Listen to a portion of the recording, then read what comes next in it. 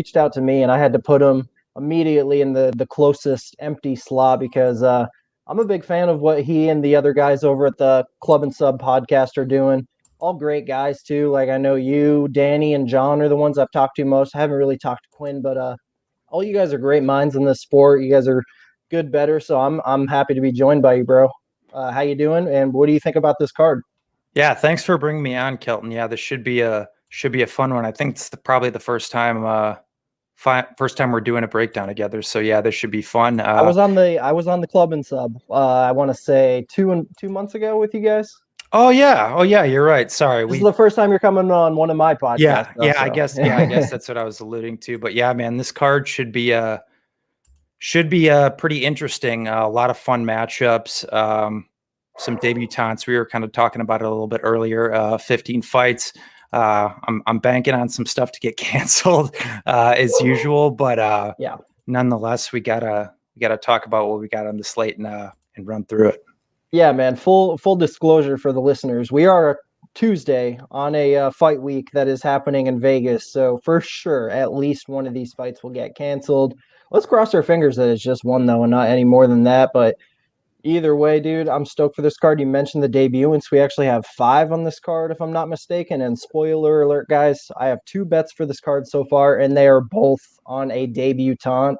I just like the matchups for them. We'll get there eventually, but we're just going to get right down to it. First card, we got 15 fights to go through, man. And the first one, 2 of the debutants right here. I like this fight a lot, actually. We got Rafael Alves. He's taking on Pat Sabatini. Alves minus 190, Sabatini plus 165. Luke, I'll let you start with this one, man. Yeah, so actually my first bet of the card or the slate, I should say, I jumped in on it yesterday, thank God, before the line spiked. I'm on the over 1.5 rounds for a couple of units at minus 160. Largely my reason being is I don't think, obviously Alves is explosive. He's always probably live for a knockout, just that in and of itself. Former lightweight coming down to 145 here. I don't think Sabatini's the greatest striker in the world, but I guess my angle on the bet, and we can talk about the matchup a little bit too, but is that I think that Sabatini's pretty reliant to come forward and push like a wrestling grinding base pace. And we've kind of seen Alves get stuck on the cage and even stuck on bottom in a couple spots, despite being a black belt. And Pat Sabatini's also a Daniel Gracie black belt as well. So I think he's more than competent on the ground. A lot of his wins do come by sub, but it's one of those spots where I feel like it's two pretty solid grapplers in general that are just going to kind of cancel each other out. And by Sabatini's style, that grinding wrestling pressure based style that he brings, I think that's going to limit a lot more of those, I guess, big explosive exchanges in the middle from Alves. And the thing with Alves is he's largely just kind of like a one and done type of guy. He doesn't throw a lot in combinations. So with that, I also feel like that kind of limits the finishing angle more so in this fight. If anything, I think it probably more so comes later because, like I said, I think Alves is always live to probably nuke somebody because he has a pretty clear speed, athleticism, and power advantage. Yeah, my angle is more so on the fact that I just think based on the style that Sabatini brings, he can have some success there. So from like a straight betting perspective, I actually think the value is on Sabatini here. I don't have a bet yet, but if it gets to around like that plus 180 mark, I'm probably going to jump in for a unit because, to be honest, I'm just largely unimpressed with Alves in general. I don't think he's a great minute winner. Like I said, he doesn't really throw in combinations well. He obviously has that explosive nature, is a black belt himself, but really hasn't been subbing many guys, at least recently, can be controlled on bottom, lose minutes there, lose minutes on the cage. So at plus 160, I think Sabatini's a decent spot. I guess my only side potential issue is there. He is smaller here, so the strength could potentially play a larger factor, and the fact that Sabatini is coming in on short notice, and I'm just not a huge fan of backing, these short notice guys, especially in the COVID climate. So bets on the over 1.5, potentially looking to Sabatini as a dog. Yeah, man, I got a lot of buddies on Sabatini, and After I looked into it, I'm not quite as confident as some people, but I would say it's definitely a dog or pass situation. And I agree with a lot of what you said with Alves. It's big power strikes, not combos, and he's dangerous for sure. But like, I tend to think at the UFC level, if fights get extended with him, I don't know if his style is going to win him a lot of decisions. So I think if Sabatini doesn't get finished here and this fight goes 15, I got to favor him. So, I get the over, I get the dog play on Sabatini, but yeah, like you said, it's short notice. I think Alves has had the better experience. I'm gonna look forward to this fight hitting the mat though, because both BJJ black belts, I think both guys are great down there. Another reason I like that over you made, Sabatini's a pretty tough fucking guy, man. Like he's got a chin on him. The only time he's ever been finished was I don't know if you saw that arm injury. Yeah. That was nasty. But other than that, man, I mean, he's been a pretty durable guy. So yeah, I get the bets. Man, this is a hard fight to pick. It's just hard to have a good read on these newcomers, but I'll go the other way. I'll go Alves. I'll say he's the rightful favorite, but I get the value on Sabatini.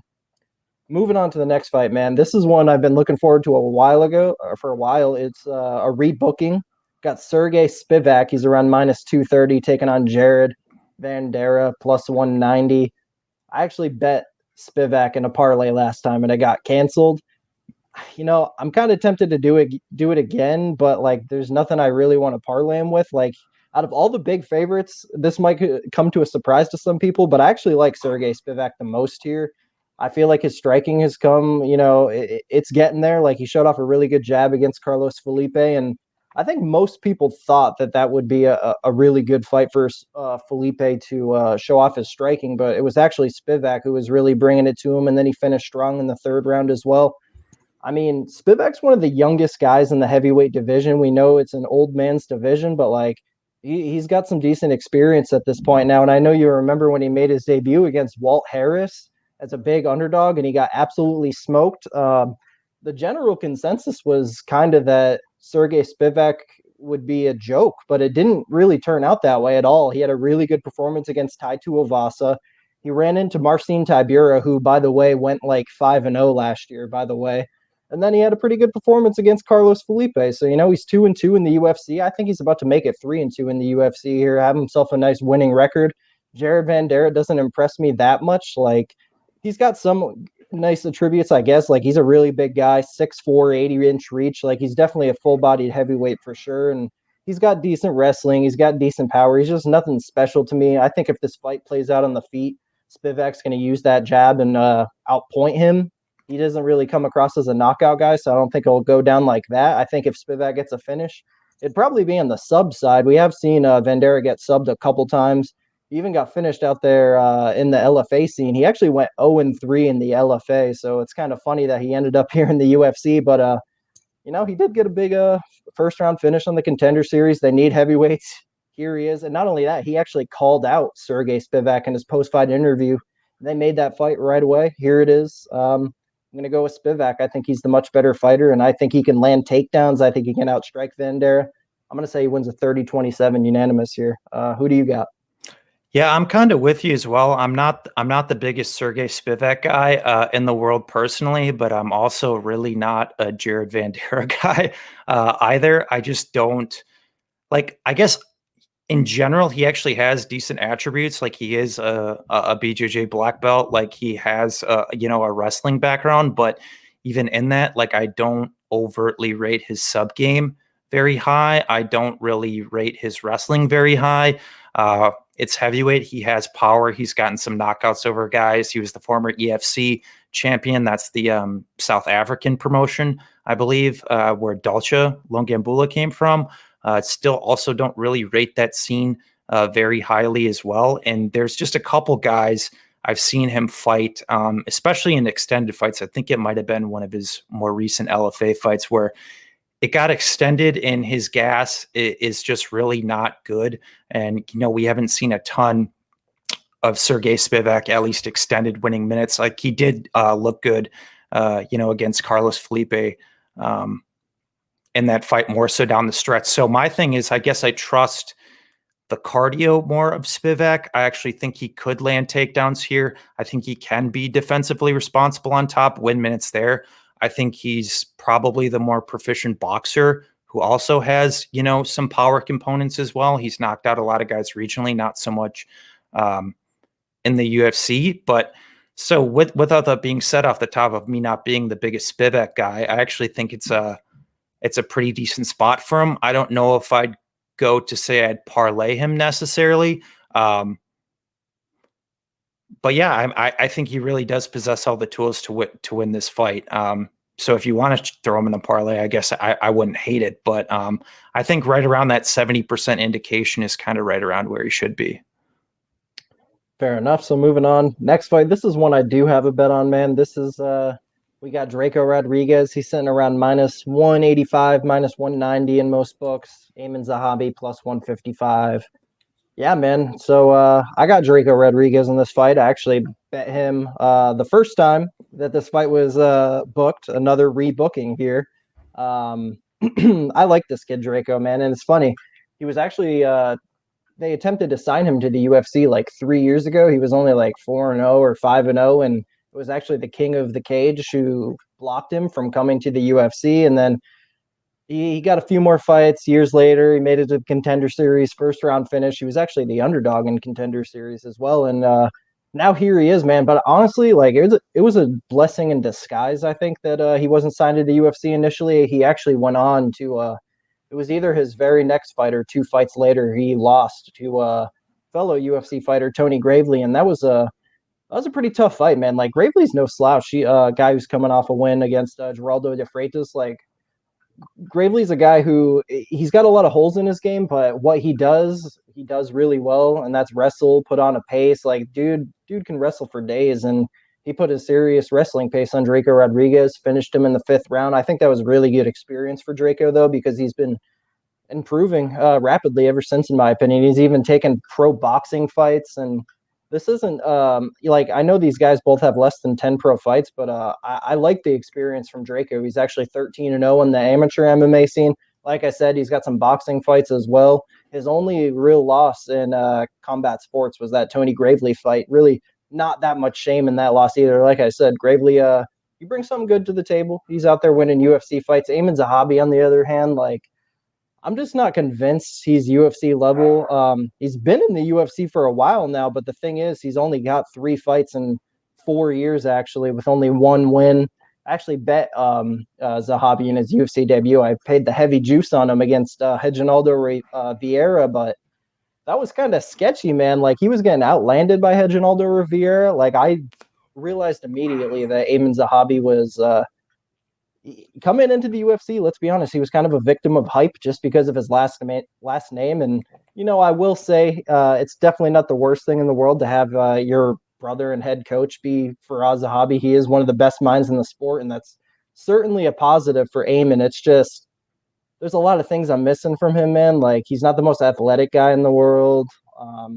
Like I said, he's got less than 10 pro fights, so he's still pretty green, and he's 31 years old, man, whereas you got Draco Rodriguez. He's right where he should be as a 24-year-old. He's about to have his 10th pro fight. He's got 13 amateur MMA fights. He's got pro boxing under his belt, too, and I just see more rapid improvement from him. And even going back to Eamon Zahabi's last fight, where he's getting outlanded and pressured by Vince Morales, who is another guy I'm not convinced is going to be in the UFC soon. He might have actually even got cut already. I could be wrong, though, but yeah, moral of the story, I like Draco Rodriguez here. I think he actually can outstrike Eamon Zahabi here. He's got really good jiu-jitsu as well. Now, Eamon Zahabi, I will say he is a black belt in jiu-jitsu. Draco Rodriguez, I believe, is just a purple or brown, but like, sometimes that shit doesn't matter. Like, my prime example is Bryce Mitchell versus Charles Rosa, who we'll actually be talking about later with Charles Rosa. Rosa's the black belt, but it was Bryce Mitchell who was clearly the better MMA grappler, and I think Draco Rodriguez is the better MMA grappler here. He's got nasty subs, too. I wouldn't be surprised if he caught Eamon in one, and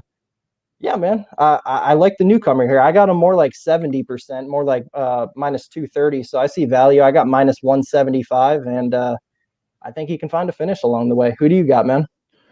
Yeah, so no real strong opinion here for me. I largely just think it's because I don't necessarily know what to make of Draco Rodriguez yet.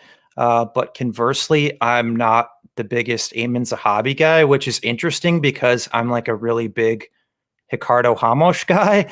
And I actually thought, largely he fought a pretty decent fight up until he got clipped towards the end of that fight as well. But in terms of like how he fights stylistically, I guess is what I have more so the issue with, because on the feet he kind of fights more of like a point fighting based style. Like his volume, isn't very high. But conversely, his strike differential is still like minus 1.12. So I guess my angle just on that is that if there's a guy who's like a point fighting based guy, traditionally they're not going to be high output, but it's like at this end of the day, you probably also shouldn't be getting outstruck by one significant strike per minute at the same time. Cause like if you look at like a Stephen Wonderboy Thompson or whatever, usually the traditional point fighting based guys, they just manage distance really, really well, where I necessarily don't think that Zahabi does in the aggregate.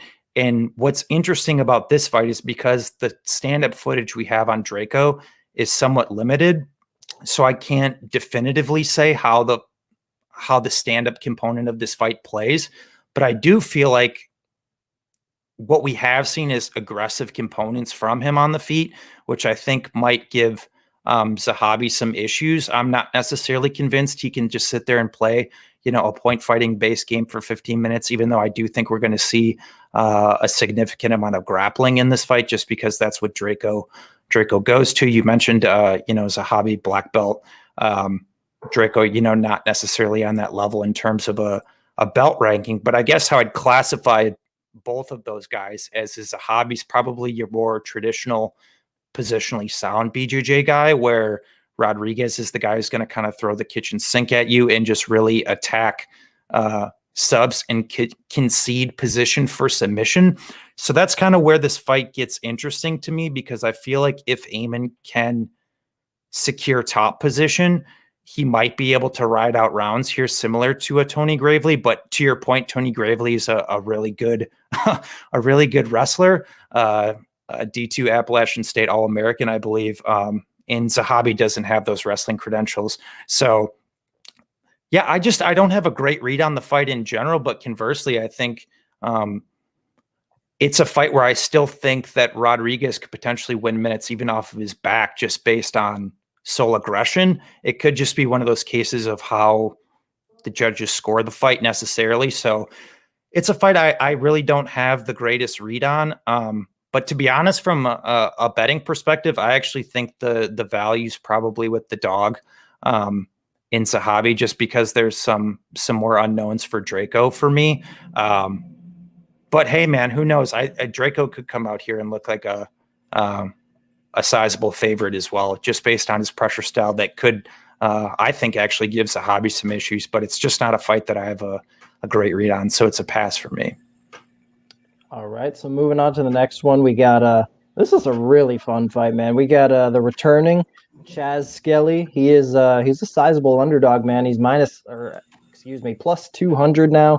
Jamal Emmers minus 240. The money has been coming in on Jamal Emmers. Luke, I'll let you start with this one.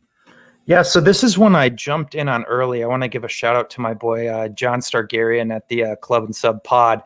He kind of tipped me off to this early, saying, "Hey, man, this line's off. Why is Jamal Emmers sitting around 60% right now?" So I pretty much taped that, immediately. And so, yeah, I jumped in on a bet for 3 units probably about 2 or 3 weeks ago now, and pretty much since all this Emmers money has came in, and I think it's 100% justified, because I think he's probably 70-75% in the spot. And that's not to be disrespectful to Chaz Skelly, because I actually do respect the game of Chaz Skelly in some regard into how he approaches fights. Like, he's not the most athletic guy, he's not, this perennial great striker, super high output. He's hittable, but actually comes from an All-American wrestling background as well. But in terms of his MMA wrestling, I still don't think it's great. But to Chaz's credit, pretty much every single Chaz Skelly fight ends up on the ground, like in some way, shape, or form. He just does a really great job of if he's not able to even get takedowns, force grappling exchanges from the cage. He'll jump on guys' backs, backpack. He'll roll down for leg locks, force there, try to look to sweep. So that's kind of really the sneaky game of Chaz Skelly that has really proved credence over his career. I mean, the guy's 18-3. I think he's another one of these guys that's been consistently undervalued over the years. However, he's facing a guy in Jamal Emmers, brown belt, solid wrestler. And actually, in my opinion, I think this is the best striker, pure striker, that he has fought in his UFC career, and a guy who's largely been able to be pretty anti-wrestle over the course of his career as well. So I just think the levels on the feet here are pretty massive. You know, Chaz, despite kind of being that one-and-done guy, he will be accurate, and what he lands has some pop in his punches, but I think the volume edge goes to Emmers here. The speed, the athleticism, the power also goes to Emmers, and I think he's largely going to be able to keep this fight upright to avoid a lot of those grappling exchanges. But I do think even in the scenario that Jamal Emmers decides to take this down, we have seen Chaz get grinded out on top by guys like Darren Elkins, Mirsad Bektik. So it's not that like Chaz Skelly can't be out wrestled. I guess my more so angle is I think the path is so clear for Jamal on the feet. I think just by taking it to the ground, you're giving Skelly more opportunities to get in that kind of scrambly type game that he really thrives in, that he really likes, to give him opportunities to succeed. So that's not to say that Jamal can't land takedowns, get some top time win minutes there, but I think the edge is pretty clear on the feet. I think odds makers kind of royally messed this one up early. So at 70%, I don't know if I would get involved personally, just because I do give credence to, you know, that scrapper, you know, game of Chaz Skelly. But yeah, I was able to jump in at around 60%. So I really like that play. I think it's a good spot for Emmers. Yeah, that's a good line, man, for sure. Yeah, I mean, when I first looked into this fight, it almost felt obvious to me, but then, and that's who I was actually thinking about parlaying Spivak with, was Jamal Emmers. But I don't know, man. Something about Chaz Skelly. He's very unassuming. Of course, his striking it's not the prettiest. He's not the most athletic, like you said, but man, he does hit hard, and he has these ways. Like he's a smart fighter too. I'll give credit to his fight IQ. He does find his he does find his way out of some bad spots, and I give him credit in that aspect. He's well rounded.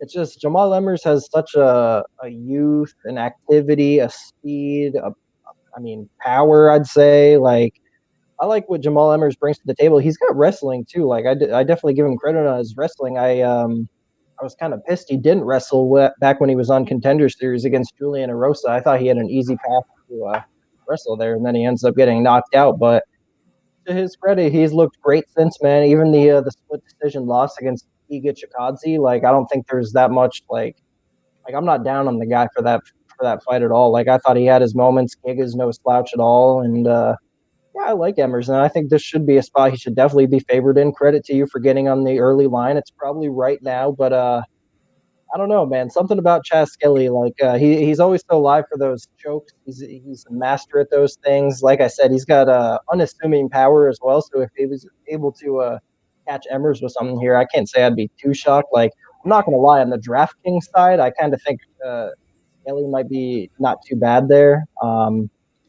Yeah, I think Skelly might be live, but Jamal Emmers is definitely the smart pick here. I'll go with him. I'll say he takes the decision. So moving on to the next one here, here we go, man. We got a consensus bet here with me and Luke. We got Casey O'Neill. She's sitting around minus 145. She's taking on Shanna Dobson. I'll start with this one, man. So unfortunately, I was one of those people who bet Maria Agapova last time at minus 800, and holy shit, did that backfire in my face. But quick, funny story. Not only did I bet Maria Agapova in that fight, I bet the under 1.5 rounds. And when that second round hit and Maria was completely gassed and it looked like Shanna was taking over, I actually completely switched. I'm like, yes, Shanna, come on, finish Maria. At least catch this under instead of missing on both bets. And that's what she did. She was able to come out there and finish Maria Agapova in under 1.5 rounds. did take a slight on that fight, of course, paying that kind of juice on Agapova was probably something I never should have did. But let's be honest, man. It's not like really Shanna Dobson did anything before Maria Agapova completely gassed out. Like when she still had a gas tank, she looked like that gigantic favorite. It's just you had a young fighter who came in, all the cockiness in the world. Like, yeah, I mean, you see some of the shit people were saying after she knocked out Cyprus. Like she was getting some really, really big hype. She called out Dobson. She was clearly way too cocky. She came out thinking she was the queen shit of the octagon. And when she wasn't able to get Dobson out of there early, she had no gas left. And we saw what happened. But this is a different matchup here, man. Not only do we have a much, much better line here on Casey O'Neill, I don't see Casey O'Neill coming out here and gassing and, overlooking Shanna Dobson, because that clearly that's what happened with the Maria Agapova fight. She overlooked Shanna Dobson. And, I like this Casey O'Neill girl for a 5-0 fighter. She went to the decision 3 times, so she's got a lot of minutes in the octagon. I just like a lot of things about this girl, man. She's big, she's aggressive, she's a good wrestler. She actually trains over at Tiger Muay Thai. Partly she trains over in Tiger Muay Thai, and she actually trains in Australia. It's funny, she's actually born and raised in Scotland, so she's kind of like a citizen of the world, going from Scotland to Australia to Thailand. But I like that. I like that she's getting all those different looks. She looks like a very mature fighter in the cage now. Digging into her career, I saw that she was fighting. Her first 4 fights were in Eternal MMA, and it's actually her father that owns and runs that organization. And it looks like he might have been picking out some easy fights for her. Let's just say that. But I'll give her credit. She actually made her UAE Warriors debut in her last fight, and that's actually a respectable organization. Like some of the other fighters that were on that card, we just saw. Manon Fiorot was on that card. She's a really good fighter. Sasha Palatnikov now in the UFC. So she went in there, made her debut in a different organization, out of her comfort zone, out of the dad's organization. So that's a big promotion out there in the Middle East. They got a lot of money out there. The cameras are bright, so I think she's going to be ready for the UFC here, man. And I think it's mostly going to be the wrestling and jiu-jitsu that gets her the job done here against Shanna Dobson. Like, I know she's a Tiger Muay Thai girl, but I actually think she does have a lot of work to do on the feet. It's the wrestling and jiu-jitsu I'm most impressed with. And when you look at Shanna Dobson, she's been taken down, she's been controlled, and that's what I see happening here at least 7 out of 10 times. So at minus 150, or actually minus 149 is what I got. I put 3 units on her, and yeah, man, I'm happy with it. Luke, you want to add anything to that? Yeah, you might have to cut me off on this one, because I got a bit of a tangent to go on. Love it, man. Go for it. Yeah, I just want to preface off the top by saying, like, I don't think Casey O'Neill is the bee's knees. She's the second coming. She's 23 years old. She's making her debut. I get that. We've seen spots like this all the time. I've been burned on them last year multiple times, so I'm fully aware of the traditional spot. But there's multiple reasons why I'm making this bet here on Casey O'Neill. I actually got in at a pretty bad line, to be honest. I was pretty convinced that this line was going to go up. I actually put out a tweet earlier this week saying that if Agapova rolls Dobson, O'Neill is minus 300 here, and I'm still pretty confident in saying that. I think this is like a classic case of recency bias, and that's not even more so based on my opinion on the fight in general. More so, I was just speaking to the market and how everything is set, because prior to then, the sentiment is Dobson is like one of the worst fighters in the UFC. She goes out there, pulls out one of the biggest upsets, at least in terms of odds in the history of the UFC. Now she's here, but nobody else really wants to consider the fact, you touched on it too, Kelton, Agapova gassed in a minute. She also tore her ACL in that fight. A lot of people don't want to bring that up as well. But I'm still convinced if the best Maria Agapova shows up in that fight, she still beats Shayna Dobson probably 80, 85, 90% of the time. I'm pretty firm in that stance. But in terms of this matchup, you kind of touched on it, that really the consistent theme and issue with Shayna Dobson is the takedown defense and the grappling. And so counter arguments I've heard to this is that, oh, well, Casey O'Neill has only beat girls who are going to lose amateur white belt tournaments or whatever. And it's like, okay, so be it. But I guess my counter back to that is like, okay, well, what's she doing to those girls? She's submitting them or she's winning unanimous decisions. So I don't think there's anything you can take away from that, coupled with the fact that O'Neill is a purple belt. Like what I've seen from her in tape, like I think I watched like 7 or 8 Casey O'Neill fights in prep for this, just because I was trying to find a legitimate angle. And from like a just technical based jiu-jitsu perspective, I think she does everything well. She looks solid when she's on top. She's got a good back take. She's aggressive in attacking. She's not reliant just solely on sub. She has ground and pound from top. If she does lose position and gets put on her back, she's constant in terms of threatening from there and either sweeping or working back to the feet. So this narrative that like, because she's beaten nobody, that just ultimately means that she now can't grapple, I think is a pretty poor narrative that people are taking on this fight. And conversely, another angle I've heard is that, okay, well, look at who Shayna Dobson is losing to. Okay, she loses to Roxanne Modafferi, who's outgrappled girls.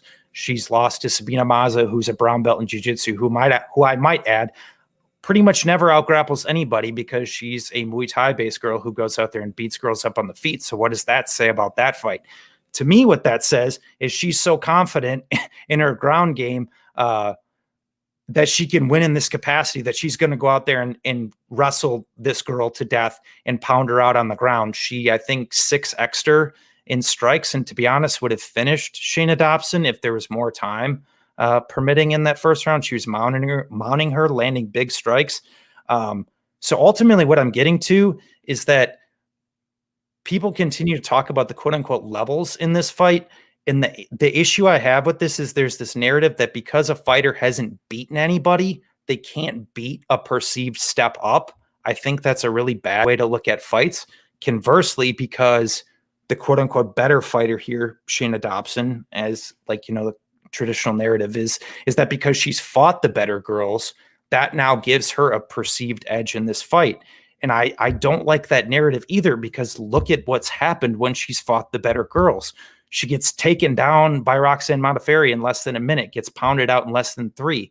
She gets 6x'd on strikes by Sabina Mazo, taken down, pounded out, would have gotten finished in the first round. Looked decent against Lauren Mueller, who's a pretty average, low-level fighter early on. But as soon as pressure was applied, she was getting pieced up and had terrible issues with pressure, gets knocked out by Priscilla Cachoeira, a pretty low-level fighter. So it's like, I don't understand the narrative on this fight, dude. Like, in all me saying this, like, I don't think Casey O'Neill's this world beater. I don't think she's challenging for a title anytime soon. I'm not max betting Casey O'Neill here. I'm solely speaking to the fact that I think Casey O'Neill has a pretty clear path to victory. On the ground, on the feet. I think it's competitive. I think she can apply pressure that's given Dobson troubles historically. So this narrative that she gets completely outclassed on the feet, I don't necessarily buy either. Could potentially be. Dobson's boxing isn't terrible, but at 60% indication on a girl who I think would probably be minus 300 if the Agapova fight doesn't happen, it's just a classic spot that I'm trying to capitalize on based on market inefficiency. So I played small on O'Neill early at a bad line, but I'm probably going to add on just with how it's coming. I'm still not going to be overly exposed to it because she, like I said, still 23, still young. But yeah, that's my rant. Sorry for being long-winded, but that's a bit of a passionate one for me this week. So we'll see. I love it, man. And you brought up a great point about the pressure. It's pretty clear Shayna Dobson does not deal well with pressure. And that's what Casey O'Neill does, dude. She's very aggressive. Most of the time she's looking for those takedowns, but, she can throw hands too. Like I said, Tiger Muay Thai, for sure, going to always be improving that striking. And we've seen Shayna Dobson absolutely smoked by a girl in Priscilla Cachoeira, who knows if we'll even see that girl in the UFC in a couple of years. Like, she's losing to that level. So, and yeah. one more real quick point, Kelton, just in regards to the strength of competition, and I promise we'll get off of this fight and we'll move on. I know we got a lot more to get through. But when people talk about the Casey O'Neill strength of competition narrative, okay, let's just talk for 2 seconds about who Shayna Dobson has beat. A 4-4 girl, an 0-0 girl, and an 0-0 girl. So I would love to know how that narrative holds relevance to Casey O'Neill, but not Shayna Dobson. Yeah, and you're so right about that. People always bringing up the but they fought way better people. Like that means nothing. Like I get experience is a big factor, but there's a thing called rising to the occasion for these fighters who might not have fought the higher level. Like that's why we got to watch the tape, look at the skills, and see, because if they have the skills and they're ready, like they will beat these fighters who, in my opinion, don't really belong in the UFC, like Shayna Dobson. I was just talking about a couple fights ago. So yeah, man, this is like Luke said, this is more so a fade on Shayna Dobson. We don't see Casey O'Neill hitting the rankings anytime soon. She's only 5-0. That would be a lot to expect from a girl early in her career, but who knows? We just need her to be good enough to win this fight. That's all. So moving on to the next one, man. This is such a fun fight. Holy shit. And I think it's lined accordingly. Personally, we got a straight up pick 'em here between Julian Arosa and Nate Landwear. Nate the Train, I've been a big fan of Nate the Train for a while. I was 100% watching his fights in Russia before he was even in the UFC. I'm a big fan of the MMA Roasted podcast with Adam Hunter. He had Nate Landwear on way back in the day, like years before he was in the UFC, and like they were playing some of the promos he had. Like this dude is a massive entertainer. I'm such a big fan, but when it comes to his fighting, like sometimes the fight IQ isn't really there. Like the Darren Elkins fight, I felt like he could have had that. I feel like that could have been a lot more clear than it was. It was a very close fight. I'm not too high on Darren Elkins these days, and man, it just wasn't a good look having that close of a fight with Darren Elkins, in my opinion. I thought Nate Landwehr would have came in there and put some damage on the damage in that fight, but no, I mean it was a close fight, man, and I think this will be a close fight too. Julian Arosa, I'll give this guy mad props. He's been cut 3 fucking times from the UFC at this point. He keeps finding his way back. Last fight, huge underdog against Sean Woodson. Sean Woodson's the big talk of the town, big fucking 6'2" featherweight, big old reach, and Julian Arosa comes in and handles the dude. That was a very, very impressive performance. And you know what? I'm going to come out here and say I do honestly think that Julian Arosa is the better fighter than Nate Landwehr here. Honestly, like I know Nate's got good boxing for sure. He's got good get-ups too when it comes to wrestling. Like I know when he fought Herbert Burns, as soon as Herbert Burns took down Nate Landwehr, I'm like, oh, all right, that's it. And then Nate Landwehr actually got back to his feet. I was pretty impressed by that, but we know what happened next. He got clocked by a perfect knee, and that's not to say Nate Landwehr isn't durable. He actually is the opposite. He's very durable. That knee would have taken out most people. If anybody has the durability edge here, it is Nate Landwehr. Julian Arosa's actually been knocked out, I want to say 5 times if you're including Artem Lobov on the Ultimate Fighter. So, man, I think Nate Landwehr has more of a finishing upside here. So I'm going to go his route in DraftKings. But from a pure pick basis, I just got this feeling that Julian Arosa turned a corner. I don't like some of the things I see from Nate Landwehr. So I'll go with Arosa to take a split decision. But that's what this fight feels like to me, a close split. What do you think, man? Do you think somebody should be favored here? Yeah, no hot take for this one for me. I think a pick'em is definitely justified. I think you can make merit to both guys based on their games. Like I think Arosa has probably the pretty clear grappling edge. We've seen Nate Landwehr put in some pretty precarious positions on the ground multiple times. But the one thing with Nate Landwehr is Nate Landwehr just doesn't really go away. You referenced the Herbert Burns fight. You go back to a couple of his fights in M1. He's been mounted, getting pounded on the ground. He still seems to get out of it. The guy's got 15 minutes of gas.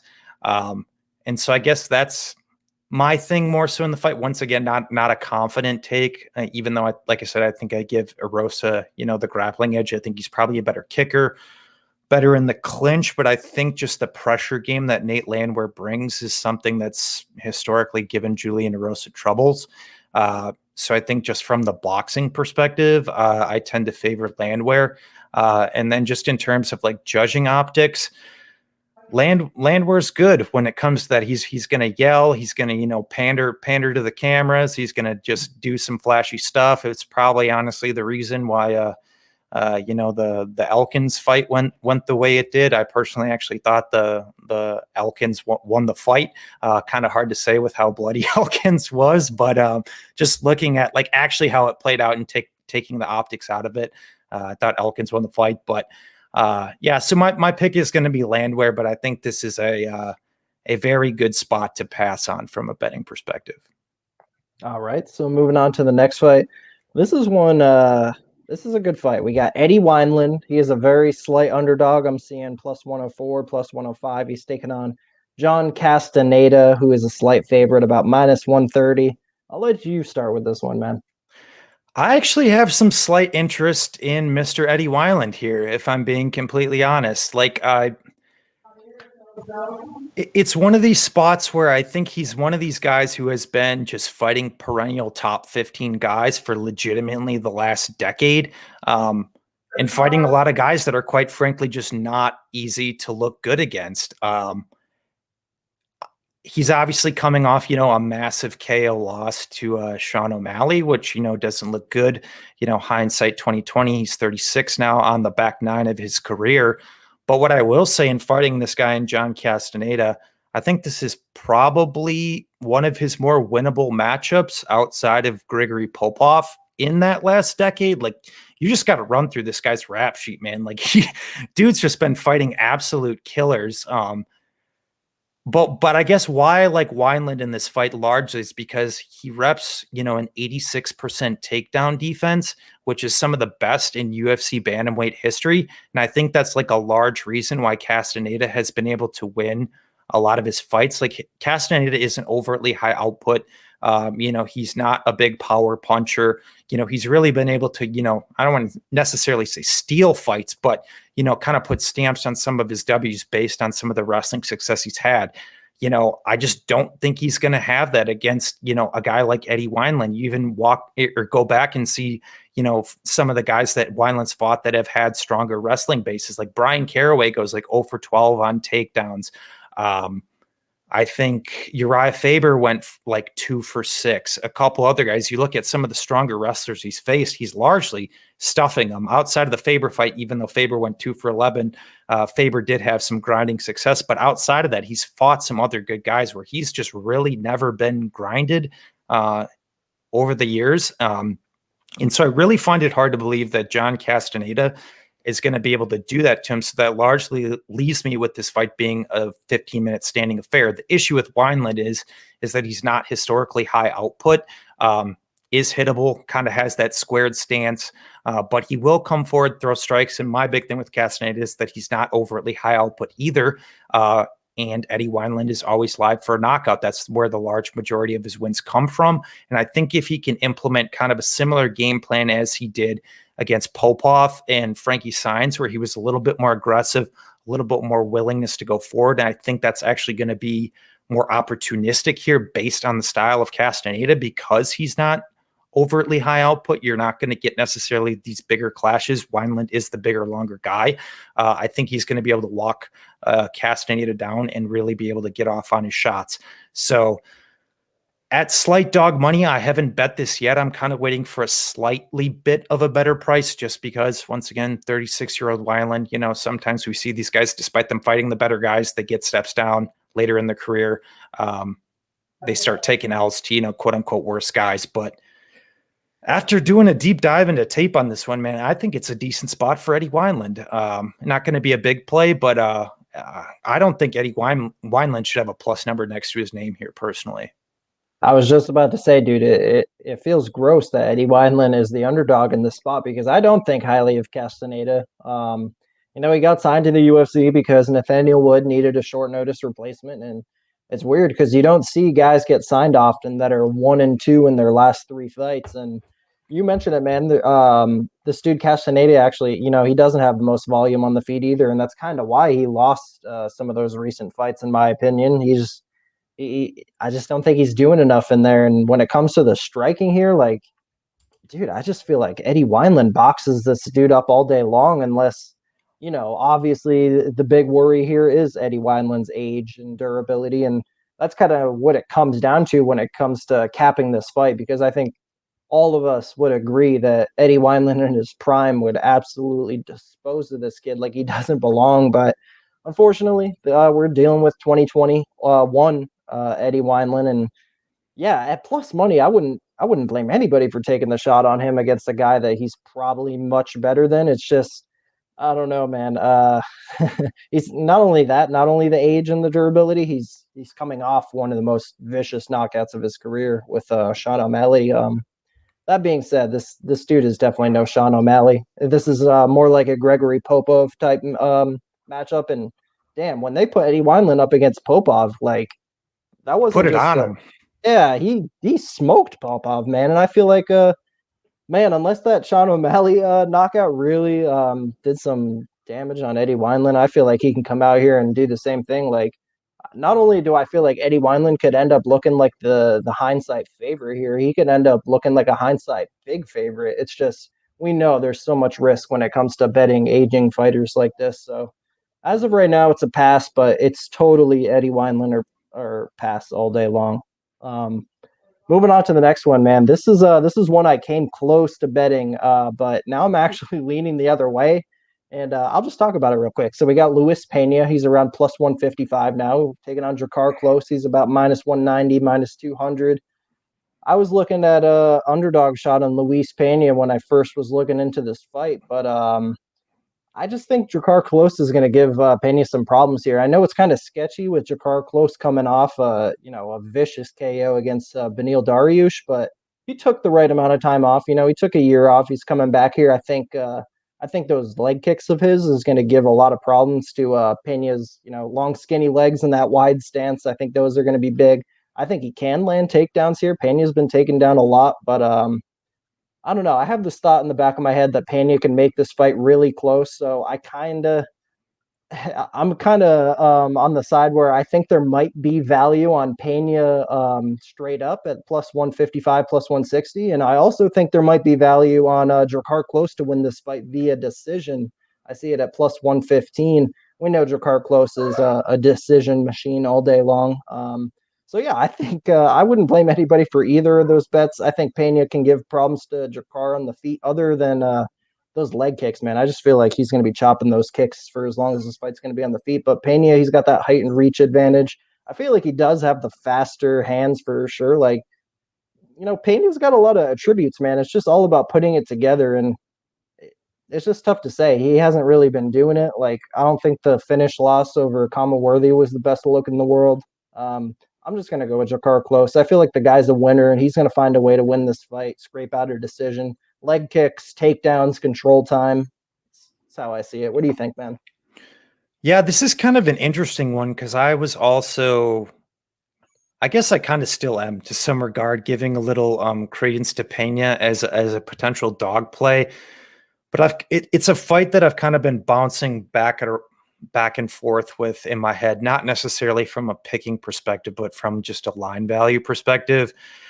I just think there are quite a few components of Drakkar Close's game that will give Pena problems here. Most notably, you touch on, I think the leg kick is going to be there despite the orthodox southpaw nature. We saw Michael Trezano have a lot of success against Luis Pena with that leg kick, just completely chewed him up, if I'm being honest. And it's really just that pressure game of Close, despite him, not being the most technical guy in the world. He honestly really isn't at all. He's pretty off balanced in everything he throws. But at the end of the day, his metrics are pretty solid. Like, he lands almost 4 significant strikes per minute and lands, I think, over at a 50% clip. So he's effective in what he does. And what I will say is that even in a lot of close striking based fights from like a metric perspective, Drakkar Close wins fights, and he wins the stand-up over good fighters. Like, even his fight against Bobby Green, like, he got beat up on strikes like 90-50 or something like that, and still won that fight on the cards, even after being mounted twice. And he still came forward and was still throwing heat against a guy in Bobby Green. You can say what you want about Bobby Green, but Bobby Green's a really good boxer. Like, to go out there, numerically he didn't outstrike him, but he won the optics. And that's kind of my big thing with Close, is that despite his, quote unquote lack of technical prowess, the guy wins fights and his optics are good just in terms of going forward, outside of, the Dariush fight where he got clipped and dropped. In general, he's largely proven to be durable despite, I think his striking defense sits at like 53%, which is not good, but he's still coming forward, which pays some credence. He will also go to the takedown at times. Not great in terms of control there, which is why I think the grappling component throws a pretty interesting wrench in the fight for Pena, because he will just attack those Kimuras standing or from the ground relentlessly to reverse or get into top position, which I think is potentially live here. And we've seen Close even outside of the fight I referenced with Bobby Green, where he got mounted twice. We've seen him in other precarious grappling positions. Christos Yagos took his back, threatened chokes. Beneil Dariush was on his back for 4+ minutes in the first round of that fight. So it's kind of like, how do you look at it? Because to me, he's been put in these bad spots multiple times, but to his credit, he's not getting subbed. Like, if you can have Beneil Dariush on your back for 4 minutes and not get subbed, like, you got kudos from me in terms of your sub defense, bro, because that's just not an easy thing to do. So obviously Pena's long, but he was also on the back of a guy in I think it was Garcia for, I think, legitimately like 14 minutes and couldn't sub that guy. He's also put other guys in a couple bad spots and can't sub them. So that's kind of why I'm staying off of Pena, because he just doesn't have a ton of finishing upside in this bout. So I actually kind of like your angle you brought up secondarily with Close by decision. That's something I think I'm going to look into a little bit more. I think that might be a really solid angle for the fight, but I'm going to go with Close via decision, my official pick.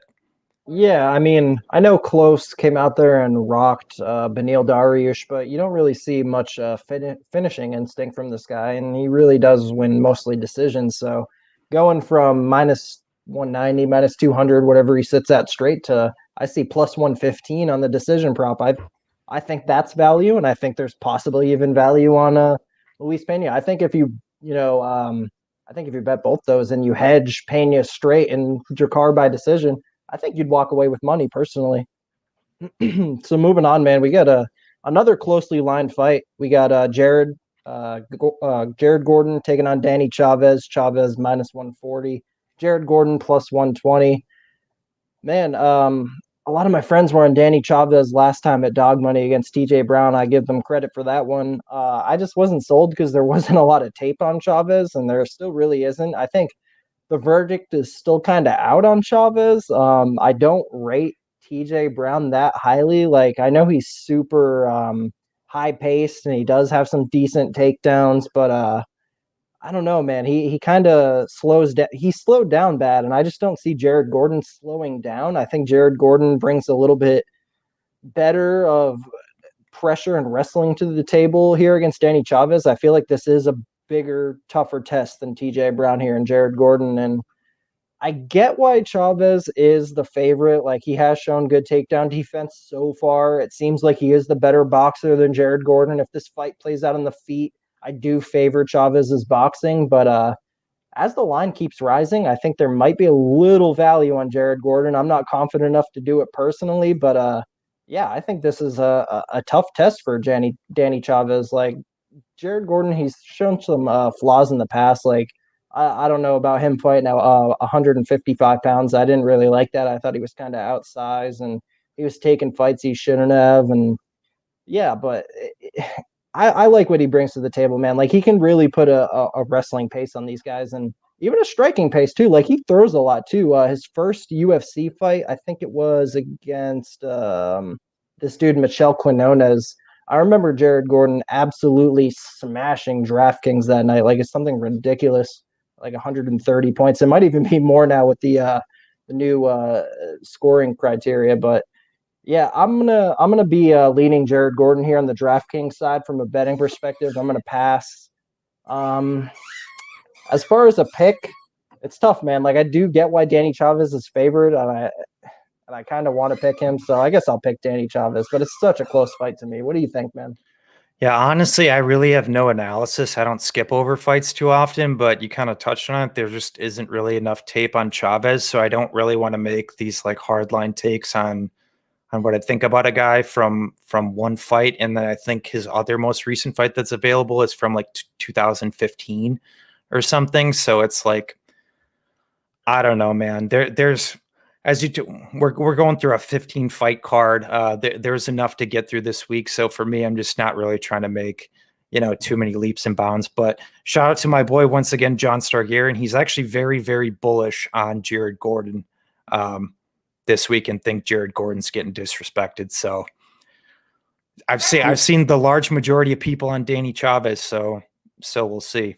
Yeah, man. Like I thought it was pretty right at Pick'em. Like I see where both guys have advantages here. I see it as a very close fight, one where, like you said, it's kind of have hard to have a lot of confidence in Chavez with the lack of tape, but with the line movement that's coming in on him, I definitely think, and I'm even seeing plus 125 now on Jared Gordon. I think that's the value side. We'll see what happens though. If it keeps getting better, I'd have to at least consider it. We are still only on Tuesday, so stay tuned, follow us on Twitter, all that good stuff. You'll see. So moving on, next fight, we get the main event of the prelims here. We got Andre Arlovski. He is once again a big underdog to a young up-and-coming fighter. We got Tom Aspinall. A lot of money's been coming in on Arlovski, though. I think Aspinall opened like minus 450, and all the money has come in on Arlovski. Now it's kind of stagnant at minus 250. And I mean, I still kind of think it's Arlovski or pass. Like, like I definitely do think Tom Aspinall brings a little something different to the table than some of these other guys like Tanner Boser, Felipe Lins, and Post USADA, Ben Rothwell. Like, I think Tom Aspinall has more power in his hands than those guys. Like, I know Ben Rothwell was a destroyer of worlds back in the day, but ever since Post USADA, like, it's been awful. But Tom Aspinall, I like this dude. He's like 6'5", 79, 80-inch reach, like big dude, like full-bodied heavyweight for sure, packs a punch. It's just this is such a huge step up for him, like going from fat Jake Collier and Alan Boudreaux to former champ Arlovski, like that's a pretty fucking big leap, and it's definitely hard to be confident enough in Tom Aspinall to bet him at even if it was minus 200, I'd have my concerns. Even like minus 180, I'd be like, I don't know, is Arlovski gonna fucking pull out another one? So yeah, I'm just passing personally. I don't have faith in Arlovski. Like if I personally bet Andre Arlovski, the world will make him get knocked out in the first round. So I'm passing completely. I'll let you take this one away, man. Yeah, man. So honestly, over like the recent years, I have been Andre Arlovski's biggest fan. I've been like an Andre Arlovski truther, just because he was taking all those knockouts, and I feel like he's one of these guys who's kind of like revolutionized his game to a certain extent. Like if you watch like early Arlovski, he was so much more aggressive. He was this big knockout guy. Because of that, he started to take more knockouts. People are like, this guy's done.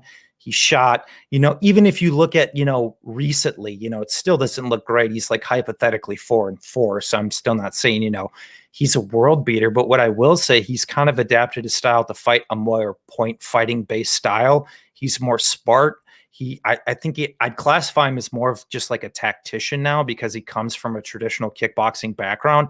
But I think what he does a really good job of is just slowing fights down and being in and out and limiting some of those bigger exchanges that you see at heavyweight. So ultimately, I've said it for a while, I'm going to continue to ride the Arlovski train until it's no more. I've made some good money on him in his last couple fights, and I'm going to continue to bet him here. I don't have a bet on him yet, just because we've now seen some people kind of own up, to the Arlovski narrative a little bit, after his couple of recent W's. But traditional trends with Arlovski fights, you're going to see a ton of steam go the other way closer to fight week. So I think around Friday, we're going to see Arlovski skip back up to around plus 230, plus 240, plus 250. So that's pretty much what I'm waiting for to bet it, just because honestly, I don't hate Tom Aspinall either. Like I think he's, a solid prospect. He's got power, jiu-jitsu black belt, but at the end of the day,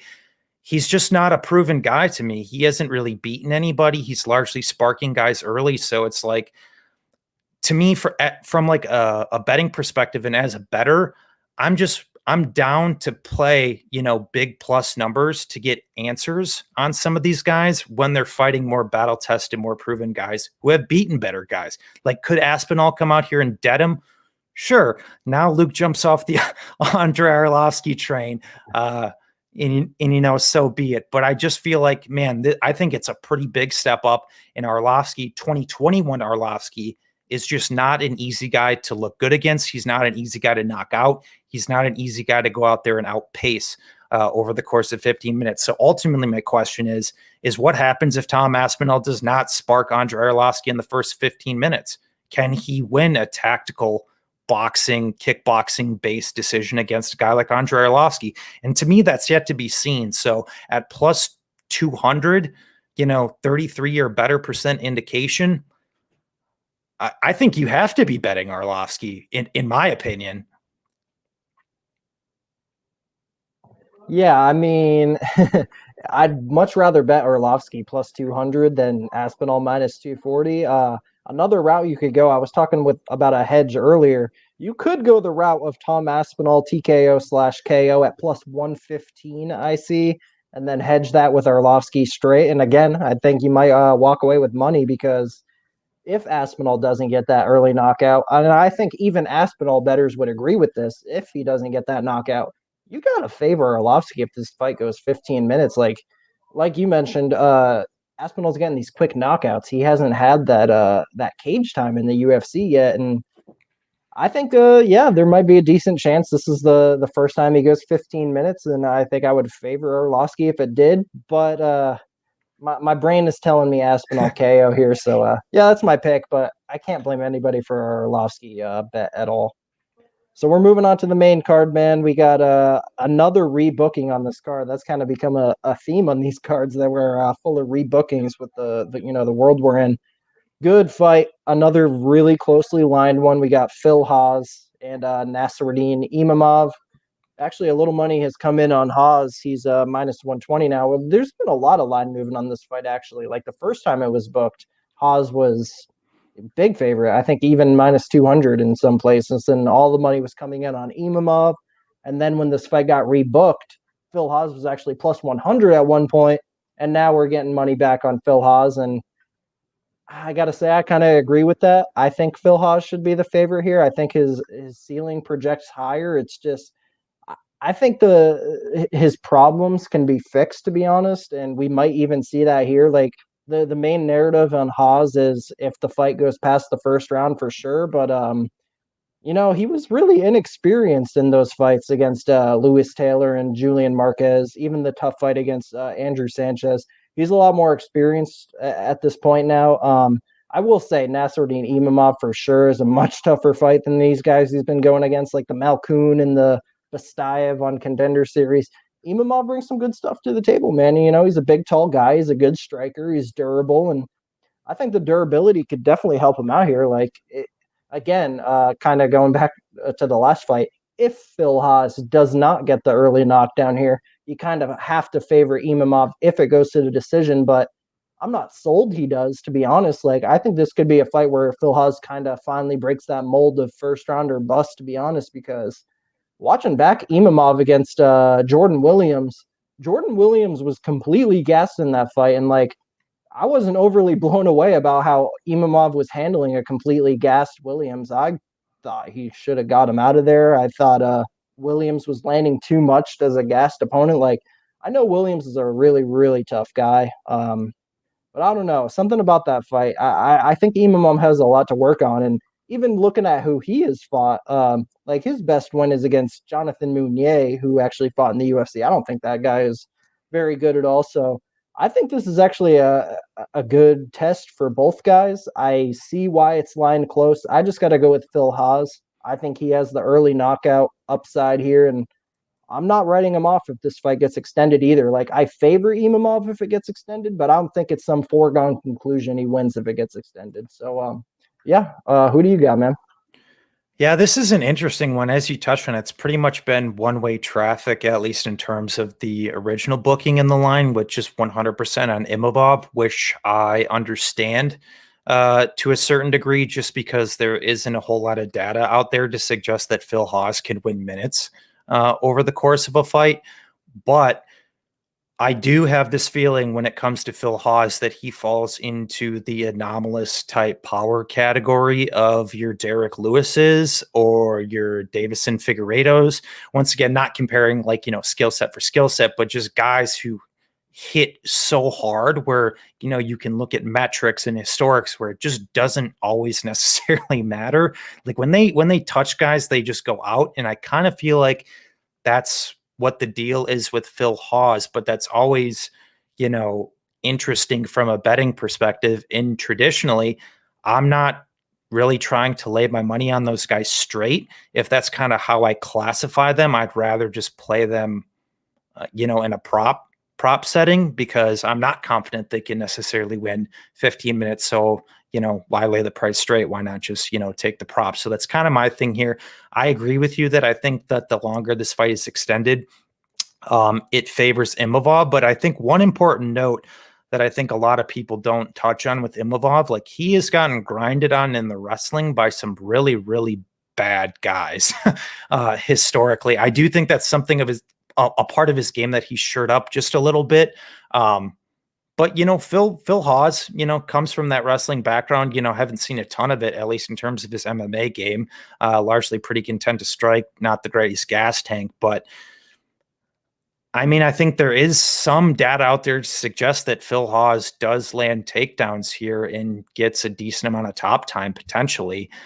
Conversely, I think if this fight is extended, Phil Hawes gasses and he starts shooting sloppy shots. We have seen Imavov attack, Darces and Anacondas from there, which I think is potentially live for a finish. So I'm more so on the side that Phil Hawes probably knocks him out. I don't think it's first round. I actually think it's more so like early second round. Then he knocks him out. Not a super confident take, but if I am to bet this fight, I don't really like a side, but I'm thinking I might just jump in on the fight doesn't go to decision because I think multiple guys have, or I should say both guys have multiple paths to victory. So I think it might be a good spot to target violence. All right. So speaking of violence, man, we're probably going to get some in this next one too. We got Chris Daukaus minus 160. He's taking on Alexei Oleinik plus 140. I'll let you go first on this one. I just want to say one quick thing. It's really funny because when Kyle Daukaus first came into the UFC, he was the one that had a lot of hype, and he's on a bit of a bad streak right now. And when Chris Daukaus came into the UFC, people were kind of laughing and calling him Kyle Daukaus's fat brother. And he's actually came in here and shown off really great boxing, and he's been the more impressive of the brothers. So it's just kind of funny how that kind of played out, where he was kind of viewed as Kyle Daukaus's older fat brother, who's also a cop, but he's actually turned out to be really, really good, and he's doing better than his little bro. So, yeah, who do you got in this fight, man? Yeah, I actually have a bet on this one. I played Daukaus, and this might be, a bit of a, sweaty one. I might be stepping out on a bit of a ledge. We all know what the game of Oleinik is. We all know what he brings. He's very crafty in what he does. He's probably one of the last guys in the UFC that you can classify as a submission specialist. He gets a hold of guys. It's tough for them to do much after that. He can grind, take the back. He's got that, crafty Ezekiel choke. I concede that. But at the end of the day, Oleinik's been knocked out, I believe, in 5 of his 6 KO losses. And my big thing, even in the fight against Lewis, where I was somewhat wrong about to some extent, is that Alexei Oleinik still just closes distance so poorly. Like he just pretty much just drops his head and just throws big winging shots. And I actually think the technical boxing of Chris Daukaus is pretty solid at heavyweight. And one thing I will say, like if you go back and watch a ton of Chris Daukaus fights, like this dude has gotten in exponentially better shape. Like you can clearly tell like the physique differences from him 2 years ago to now. Like he's dropped a ton of fat. I think his hand speed is solid. I think he's got really good knees in the clinch. I think he needs to be careful if he's going to throw those against Oleinik for potential takedowns. But his hooks are really good. Everything he throws is tight and crisp. obviously has a ton of power. I think 9 of his 10 wins have come via KO. But ultimately, yeah, it's just one of these spots where I don't love Oleinik. And not to mention that Daukaus is a black belt as well. If you go back even a little bit further to some of his regional tape, you'll see some stuff on the ground that looks a little bit shaky, but it's from like 5, 6, 7 years ago. So I would naturally assume that he's probably leveled up. And I guess my angle is that I don't want to say I'm making assumptions in terms of my bet, but like Oleinik is a really solid grappler. Like if Daukaus just is really a complete fish out of water on his back, or even if he's like moderately competent as that black belt, and Oleinik is able to consistently close distance and Daukaus is making mistakes, so it's like, well, then Oleinik's gonna sub him. Like he's gonna do that to the large majority of guys. Like his pedigree is just that high.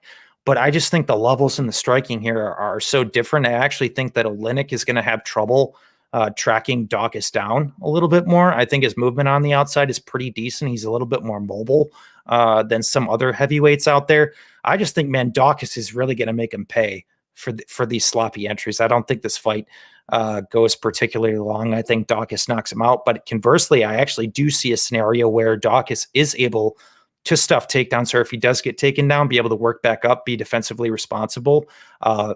Oleinik gasses, and it just turns into more of a moderate slop fest, but where Daukaus just also does more. That's kind of my angle as to why I played him straight in comparison to just playing like a prop or the under 2.5 or under 1.5, I should say. So I think it's a good spot for Daukaus, but I fully know going into this, when you're betting against a guy like the boa constrictor, you got to know what you're in for. So fully prepared to potentially take an L on this one. I just think it's a good spot for the more younger, fresher guy to beat up the 43-year-old man.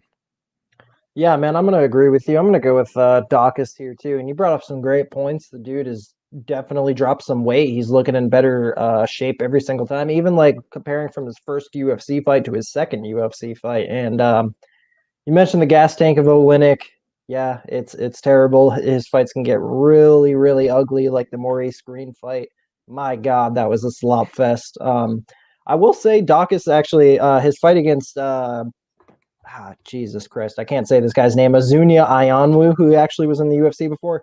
Daukaus actually gassed out in that fight. Like he was whooping on Ionwu, and then second round hit, and he didn't have much left. He actually gassed, but I think with getting into better shape, like and the experience, getting to a higher level, I think those issues might go away. There's a chance. But even if not, like if those gas tank issues happen to reappear for Daukaus, like I don't think it's the end of the world here because Alexei Oleinik will be gassed right along next to him. And another thing, like my initial thoughts were, oh, if this fight hits the mat once, it could potentially be over. But I don't know, man. I don't know. I think Chris Daukaus, like he's a BJJ black belt as well. I don't think it's some foregone conclusion that if Oleinik gets him down, it's an insta sub. And I don't even think it's a foregone conclusion Oleinik will be able to get this fight down once. Like you mentioned, Daukaus is a really smart, intelligent boxer. Like he is one of the lighter guys in the heavyweight division, but he makes up for that in speed. I think if Oleinik tries to get on the inside, I think he's eventually going to take something big. Yeah, I mean, he's been knocked out a lot. He gets knocked out really early sometimes. Like we saw Walt Harris, like 12 seconds gone, first shot. Yeah, I think Chris Daukaus is definitely the rightful favorite here based on age, durability, speed, boxing. Like, yeah, I mean, it's just really the jiu-jitsu that's in favor of Oleinik here. And of course the experience as well. Can't underestimate the experience. What do we got here? 1574 pro fights, probably more than that. He's probably got some underground Russian fights we've probably never seen in our lives. Dude's probably got 200 fucking fights, honestly. He's been fighting since the 90s. He's actually, I think he's only one of 2 guys that has a win in 4 different decades, the 90s, the 2000s, the 2010s, and the 2020s. So that's pretty cool. Oleinik's a living legend, fought Chael Sonnen back in light heavyweight back in the day. We all love Oleinik, but it's probably a good fight for the up-and-comer Chris Daukaus to get it done. Was that in like Bodog by chance? It sure was, man. Oh God, yeah. He looked good there, man. He looked nice and lean. And I mean, damn, that I've seen that fight too. It's been a while, but yeah, that's a fun one for sure. Moving on to the next one, man. We got more grappling. We got Derek Minner. He's about a plus 165 dog to Charles Rosa minus 190. I'll start with this one, man. Like, we know what we're getting with Derek Minner. The dude comes out in that first round with a very, very high paced grappling approach. And shit, dude, he wins most of the time when he comes out like that. Like, he usually almost always wins the first round or gets a first round sub. But what happens when that second round hits is what's more important here. Derek Minner tends to gas out almost every single time it hits the second round. And man, I just think this might be a bad matchup for him in the sense that usually his most likely win condition is that first round sub. Like, I'm pretty sure over 75% of his wins or first round subs might even be more than that, like 90%. Charles Rosa is a guy who's also a BJJ black belt who's never been subbed.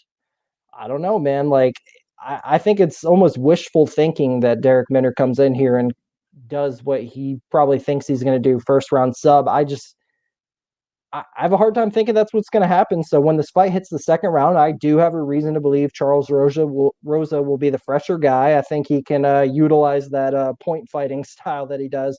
Charles Rosa, I got to say, his striking is not the prettiest at all. It actually kind of reminds me of Elias Theodoru, but it's effective, man. Like, if he's out there doing that on a labored, gassed fighter, like, he's going to outstrike Derek Minner. I also think he can sub Derek Minner off the bottom here. Derek Minner's actually been subbed 8 times, and most of the time it's because he's way too wild, aggressive, and crazy getting the fight down to the mat where he leaves himself open. So, like, not only does his style leave himself open to gassing out, he leaves himself open to these subs, man. And we've seen Charles Rosa sub dudes off his back before. I know that you remember that Manny Bermudez fight where Bermudez had all the hype in the world back when he was missing weight every single fight, but he was looking great doing it. And I'll say he put a beat down on Rosa there early, but Rosa, he's a very tough guy, and he was able to snatch the sub. And I kind of think that's what he's going to do here. I think he's going to catch a sub on a gas Derek Minner late. Yeah, what do you think of this fight, man? It's really an interesting one to think about. Yeah, yeah. It's not one I've necessarily went back and forth on, but I kind of early was giving more credence to Minner. And what I will say, at least in the regard of Minner, you touched on it right off the top. You know what you're getting off of Derek Minner. The guy's going to come out, hot as hell out of the gate. He knows he doesn't have 15 minutes of gas. He's going to go out there and try to get guys out. So actually, I think an interesting angle is potentially like a flyer on like a Minner KO. We've seen Rosa dropped and hurt multiple times. I don't think his striking defense is great. He keeps his hands down. Like you said, he kind of fights that Elias Theodoro style, but he can be tagged. Once again, I don't think that's overtly high percentage, but more so to your point, I just don't really think he's subbing Rosa personally. And I think it's kind of one of those scenarios where, Minner's going to put him in some precarious positions early, like we saw what he did against Dawson. Like, I mean, Dawson's a really solid wrestler, BJJ brown belt. Came pretty close to tapping him, if I'm being completely honest, in a couple occasions. So, like, I think you have to give the respect to Derek Minner in that sense, is that, he's going to go out there and throw the kitchen sink at you, and his crafty, he's going to be persistent in what he attacks. But you also hit on a good point, is that he does not have 15 minutes of gas. He cannot work at that pace over the course of 15 minutes. So ultimately, kind of what my analysis came to is that I feel like it's just going to be a scenario where, it actually could be a really good live betting angle for Charles Rosa, I think, because I think Minner might, put him, like I said, in some of those precarious positions early. So we might see an interesting line where you might be able to grab Charles Rosa at a decent number, because I think it's a fight where he might just be able to take over. Because I think on the feet, despite, me saying, maybe throw the flyer on the Minner KO potentially, but in general, I do think Rosa is the better striker. Like you said, he kind of plays that range point fighting type game well. Saw him win a decision over a guy in Kevin Aguilar who hits pretty hard as well, and kind of played that pitter patter game. But I'm also kind of with you. I kind of feel like it's one of those scenarios where Minner gasses and Rosa's able to snatch something up in either the second or third round in terms of sub, because I know he hasn't subbed a lot of guys in the UFC. I think he's got 2 of them, but prior to the UFC, I think he subbed like all 7, 8, or 9 of his wins, or I should say got them by sub. He is a black belt under Ricardo Laborio over at ATT. I still don't think his grappling is like ridiculously great in terms of how I do it, because he's more so of a bottom player, in my opinion. So I think that's also an interesting factor of the fight. But another fun stat is that out of 36 Derek Minner fights, only 3 of them have hit the scorecards. So despite Rosa, fights not, I think his fights have went to decision in the UFC 5 of 8 times. I think the fight doesn't go to decision at -185 is a decent angle for this fight personally. Maybe Rosa just does play the pitter patter game on the outside, which is definitely a concern. But I just think based on the style of Minner, like, he forces grappling exchanges in virtually every fight. So the more tired he is in those second and third rounds, I think that gives opportunities for Rosa to snag something up. So yeah, I think kind of Rosa either by sub late or Rosa decision. But yeah, for a bet for me that I'm considering is that fight doesn't go to decision. All right, so we're moving on. Co-main event of the evening. It's weird, man, because not often is the co-main event one of the fights I'm least interested in, but it is what it is. We got Ketlen Vieira. She's -270. Actually, the money is coming in on the favorite. And we got Yana Kunitskaya +230. I'll start with this one, man. I'll give Yana credit. She came through for me. I bet her actually kind of big last time against Julia Stoliarenko, but that was more so a fade on Stoliarenko. I'm not high on that girl at all, other than her submissions from the bottom. And I just thought Yana's too good for that kind of shit, in my opinion, to just fall into that. And she did exactly what she needed to do. She dominated that girl, but I mean, she's going from fighting the worst fighter in the division, in my opinion, to fighting Ketlen Vieira, who's a very tough top 10 girl. And yeah, I don't know. I feel like Ketlen Vieira was, at one point, she was kind of overrated. Like, I know some people were actually saying she would possibly be the one to actually take the belt off Nunes, which I thought was just ridiculous. And I actually did hear that, yes. And then, she took a bad knockout loss to Aldana. Her fight against Eubanks, it was all right. I kind of feel like we're at the point now where Ketlen Vieira might be a little underrated. And I mean, yeah, I like Yana. She's good and all. She's got a fun relationship with Thiago Santos. That's all fine and well, but Ketlen Vieira is the better fighter, in my opinion. I feel like she can get takedowns here. I feel like she can win on the feet. Like, Yana's solid, but not much more. I feel like Ketlen Vieira is on that higher level, and she probably deserves to be around the 70-75% indication here. So I don't see any value in it. I think Vieira wins the decision. What do you think? Honestly, yeah, I kind of gave a little credence to a potential bet on Kunitskaya earlier, just based on metrics. Like, I mean, if you look at Vieira's fights overall, I mean, she's never really significantly outstriking any girl she's ever fought. Pretty much every fight has been competitive in terms of the stand-up, or she's actually losing the stand-up. But she does have power. I think her optics are good because when she lands clean.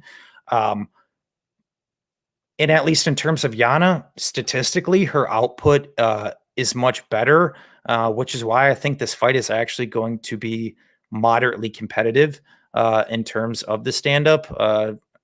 Because to be honest, I think Kunitskaya is a better striker than a couple other girls she's fought.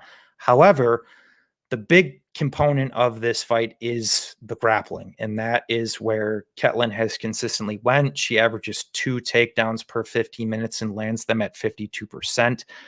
She's a BJJ black belt, former Brazilian wrestling champion as well. And this is where we've seen Yana struggle historically. I believe she's been finished on the ground 4 of 5 times in her pro losses to via strikes and subs. So I think the path for Ketlen is pretty clear to me. It's more so just when does Ketlen decide to take this down, because I do feel like it's going to be a moderately competitive fight standing. It was with Eubanks, who is a much smaller girl, who I do think actually has pretty good boxing. I actually bet Eubanks by decision in that fight. Didn't go so well, but still competitive. I mean, at the end of the day, Eubanks came on late and still won a third round. pretty decisively. So ultimately, my point is I don't think Ketlin's out here really just beating girls decisively on the feet. It's really the grappling that's really the difference in all of her fights and why she's 5-1. So I think if she kind of sticks to that tune where she goes back to the grappling here, I think she can probably make, easy work of Kunitskaya, either sub her or just, grind out a lot of top time. But I'm going to give Yana some credit in this matchup, man. I think when this fight is on the feet, I do think it's going to be competitive and Yana's going to give her a scrap. So, but at the end of the day, Ketlen Vieira 5-1. She wins fights. She knows how to win. So I'm staying off Yana, but I'm also not trying to lay minus 270 on Vieira personally. I think the biggest thing with Kellen is like her size and her physicality. Honestly, I think that's what helps her in these fights. She's gifted, man. A lot of these 35ers. I mean, if you look at the 135-pound division, it arguably could be, just put away. Like 125, 115, way deeper in my opinion than 135. It's like looking at some of the girls who are top 10 and 135. It's not good. And a lot of these girls are kind of undersized at that weight class, where I feel like Ketlen Vieira, she's one of the biggest 135-pounders on the roster, and I think that helps her, man. I think it'll help her here, but we will see. There's definitely a chance Yana could make it close on the feet. I just think she gets taken down. So moving on to the next one, main event of the evening, Curtis Razor Blaydes. He is minus 420, toke, plus 335 on Derek Black Beast Lewis. Yeah, I mean, I'll start with this one, man. I thought first looking into it, like Derek Lewis has good get-ups. I feel like Derek Lewis, he's got 25 minutes to land a knockout blow in this fight. But more I look into it, I mean, as soon as I rewatched Derek Lewis versus Olir Latifi, completely set off from betting Derek Lewis there. And I remember, dude, I actually bet Derek Lewis in that fight. And I'll be honest, I'm kind of surprised he got away with that victory there. I thought Latifi wasn't doing shit, let's be honest, but like, dude controlled 90% of that fight. It was just not good. And I remember being so confident in Derek Lewis because, like, he was coming off of surgery. He was parading around how he's like a new man. He showed good get-ups in the past. Latifi was coming off bad knockouts. He was moving up to heavyweight. I'm thinking this is Derek Lewis parade party all day long, and it was the exact opposite, man. Like, he couldn't get up. I know Latifi's a big, strong wrestler. I mean, that was just bad, dude. And like watching that fight and then watching what Curtis Razor Blaydes has been able to do in the UFC, it's like, I see why he's a minus 400 in this spot. I mean, 80% sounds about right to me. I mean, Derek Lewis's chance here is a knockout, and I feel like, he probably knocks him out, I'd say, 2, maybe 3 times out of 10. So I think 70 to 80%, that's fair. I think minus 400 is fair. Any more than that, I don't know. I think if you're going to bet Derek Lewis, you bet the KO prop. I don't see him winning a decision or a sub. But yeah, man, long story short, Curtis Razor Blaydes, he's a specialist, man. And I have a hard time thinking Derek Lewis is going to be able to stop that approach. I think, I don't know, man. Like, Curtis brings some serious ground and pound too. Like, it's not even just the takedowns. Like, more so early in his UFC career, it was kind of boring. Like, he was laying on these guys, but he brought out the ground and pound more in recent fights. So I actually think it could get a little vicious here, and he might even put Derek Lewis away. It's just, yeah, can Derek Lewis land the big knockout blow? We've seen him do it before. We've seen him get dominated against Volkov and pull out knockouts out of his ass. Even the Marcin Tybura fight, he was losing that fight, pulled it out of his ass. The Shamil Abdurrahimov fight, he was getting taken down in that fight, pulled the knockout out of his ass. So, like, I can't completely write off Derek Lewis getting knocked out here. Like, if you're going to put a unit or even half a unit on the KO prop, like, I'm not going to hate you for it. But yeah, I think Curtis Blaydes is rightfully minus 400 here. What do you think, man?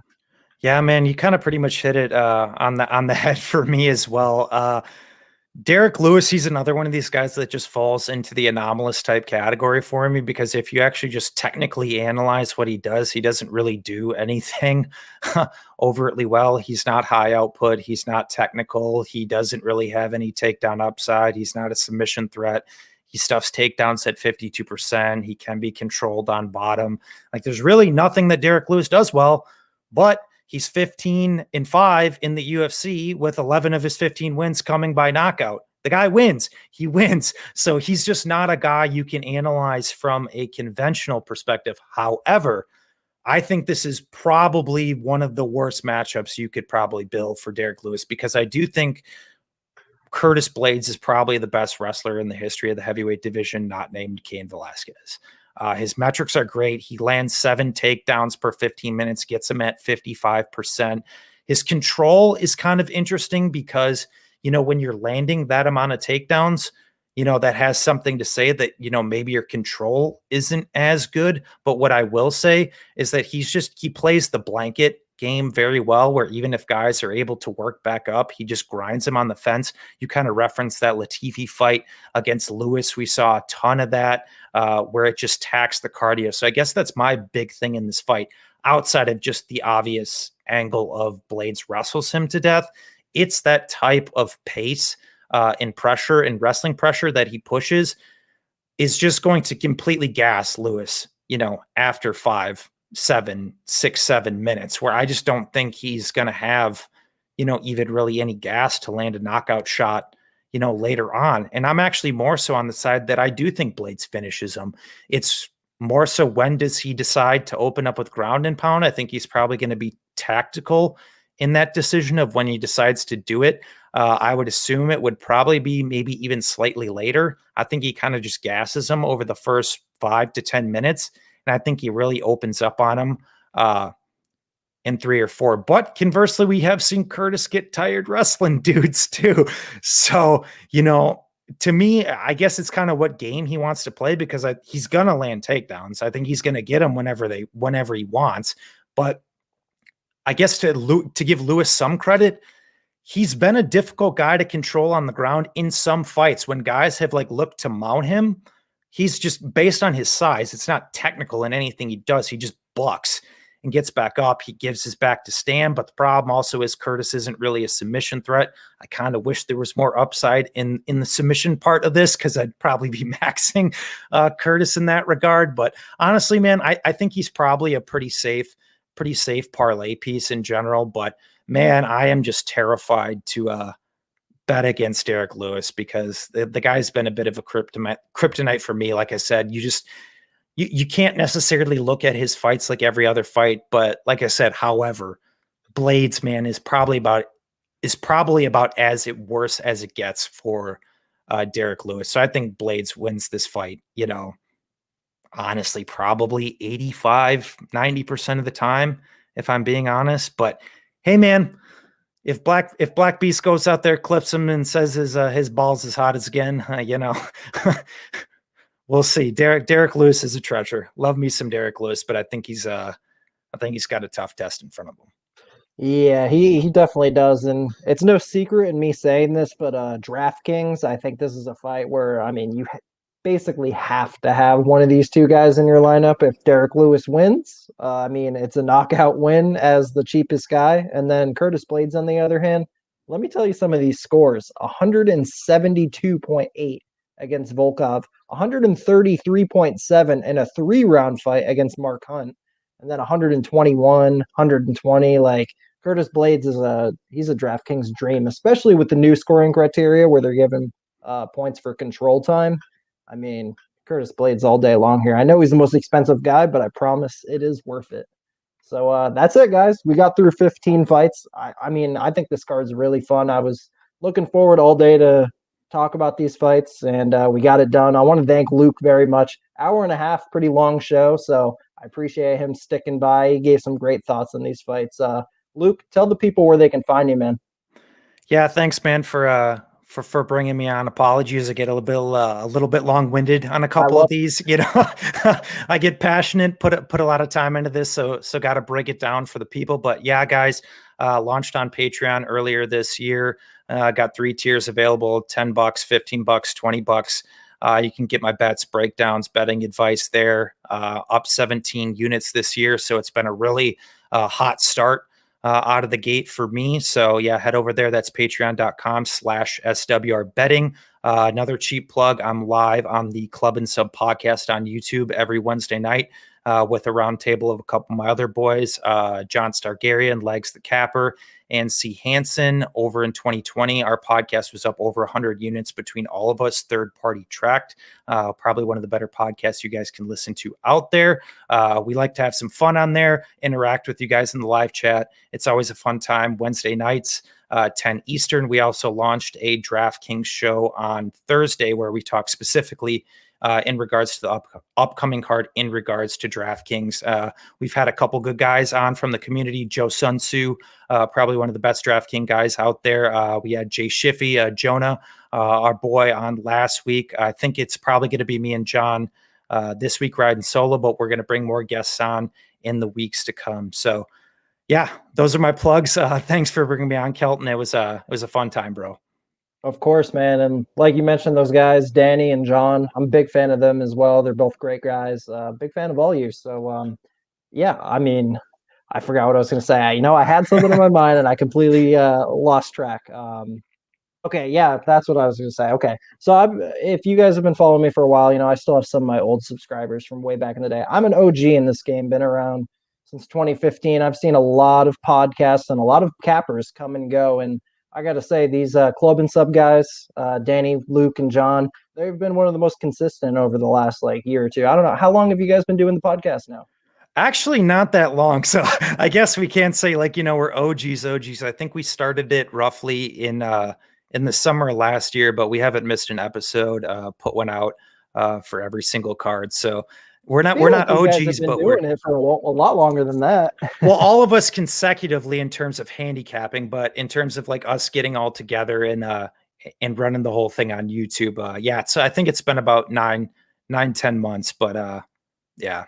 Still, man, I can't even tell you how many guys I'll see. They'll put out 1, 2, maybe 3 podcasts, and then I'll kind of slowly drift away. But you guys are very consistent. You guys put on a good show. You're all very entertaining. So all my viewers, definitely go check them out, show some love, and appreciate you watching this as well. Hit that like button, of course. I love to see that. Hit the subscribe button, and I believe that's it. Oh, for my bets, I just got Draco Rodriguez and Casey O'Neill right now. Follow me on Twitter. I'm probably going to add something more. We're only on Tuesday here, like I said. So appreciate you guys, and that's going to do it for me. See ya.